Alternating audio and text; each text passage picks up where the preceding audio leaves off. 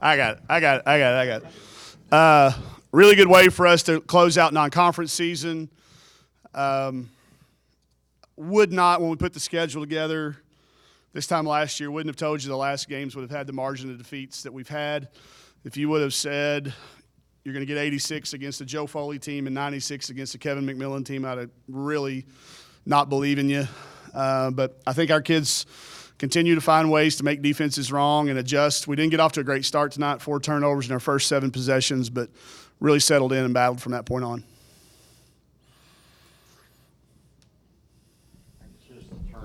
Forced out of them, just kind of what led to that. And scouting report, I know Coach Schaefer's, he said he thought we could turn them over a little bit. When he was watching film, he thought we had enough length. They're bigger than us at some spots, but we were bigger than them the way they attack it. He thought we could be aggressive, get deflections. Part of it's game plan, and then a lot of it was just it kind of feeds into it. Once you get one, you get 3 or 4.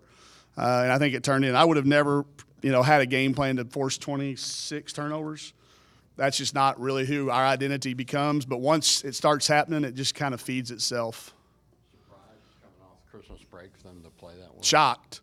Just really shocked. I never have had a team play that well going into the tournament. Into the holidays like they did in Little Rock, and then turn around and come back and continue to play that well.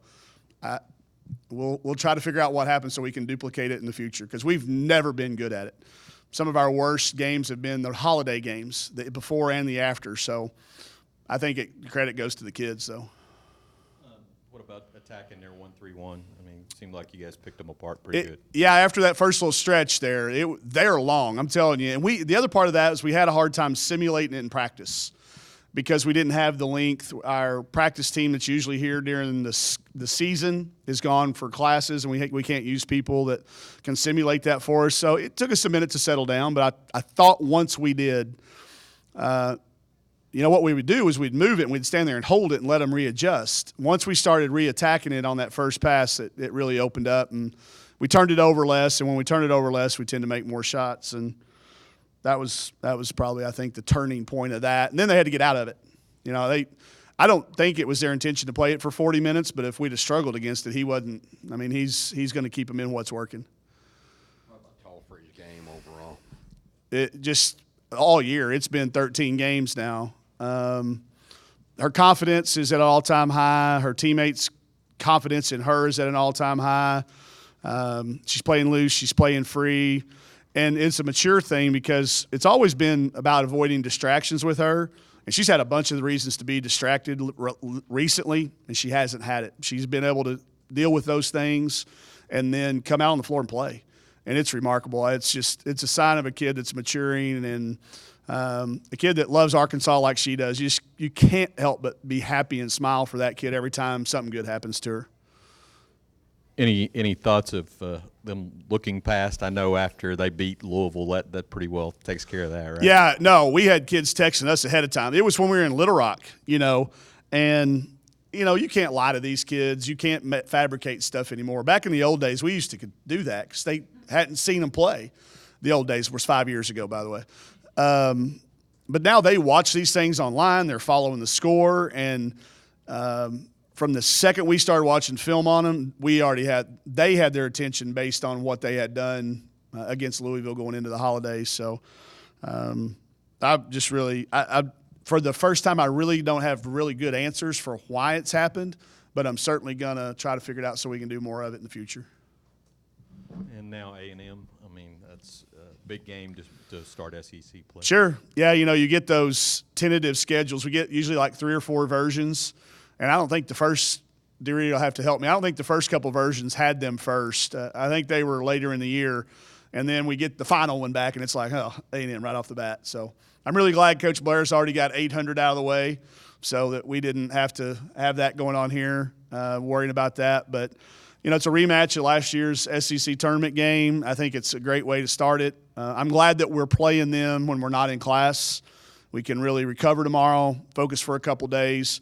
And I do think we're prepared. I don't know it 100% because I really thought we'd have a few more closer down to the last minute. We haven't worked on end-of-game situations live. We've done it in practice. Keep thinking that we're going to have those, and we haven't. Those are coming. I still hope it's not Thursday night though. So Two Yeah. things. Just where are you guys, do you think, now compared to where you were last year heading into conference? And then to get 4 minutes out of Oberg today, I know she's got a long way to go to get back, but to get her back in there. Yeah, I'll go in the reverse order. You know, you can see her talent right off the bat, the way she catches the ball and how the offense flows through. She's got great instincts. She made 3 really good passes. It's going to take her a while. I think she was surprised I called her name. I mean, when we found out she was ready to play, we didn't really have much of a discussion about whether she would or wouldn't. So she's a gamer. We're going to continue to see more and more of that. It's, you know, that gives us a lot of luxury at that position. And then, you know, knowing where we're at compared to this time last year, I know our confidence is higher. I'd like to say that we shoot it better. We're making more shots. We've done it now for 13 games. It's not been a fluke. Our defense is way better. And I think as a result, that gives us a good mental set going into it. Now, I'll tell you, our first 4 games in league that's not what I would have drawn up. I wouldn't have ideally said that's the start you want to have. But you got to play them as they come. You look at it now, not as much on a week-to-week basis, but you look at that 16-game schedule and try to set some benchmarks on where you need to be after. We kind of broke it down into 4. So we got 4 games, and then we got 6 games after that we'll kind of break it into and see where we're at after 10 league games. But I like where we're at in the country, you know, statistically, rankings-wise, all of those things, I think are where this team could have been. I think we've overachieved a little bit. You redshirt Mason. It's going to be talked about, yeah. I mean, that's coming. She's practicing a little bit, but it just now becomes what's the best thing for that kid. You know, it's not about our basketball team. It's about that kid and the experience that she's had here. She's very mature. She's involved in SEC. What's the word I'm looking for? She was on the council. She's on our student-athlete council. She's very involved in our league. She's very well respected. So we'll sit down and start to have that conversation here in the next probably week or so. The 8 o'clock start, is it not on the SEC network, or it is? Ooh, I can't imagine it wouldn't be if we're starting at 8. It says SEC Plus on the. Oh, yeah. That's new this year, yeah. So that's it. We kind of had this discussion and it's a good thing. I think I'm anxious to see how it's received. But we're gonna have people here, and if our game is close and another one that they're showing is not, they will whip around and show it. So I think that's probably part of the reason, if not all of the reason, for the late start. Awesome. Yeah, really. And we had, you know, we have kids for the first time, they didn't know what to expect. They're like, are we going to have anybody there? And I can usually tell what the overall crowd is going to be based on how many ticket requests I get. And I could tell it was going to be a good crowd. So I know our marketing people had, it was team night. We had, I think, 11 or 12 teams here. And it was not only a good number, but it was really, really active throughout the game. Yeah. What did Coach Pittman tell you? Who? Coach Pittman, yeah. Came over, surprised me, said, you need to take me, show me where you got that jacket because us 2 ugly guys got to stick together.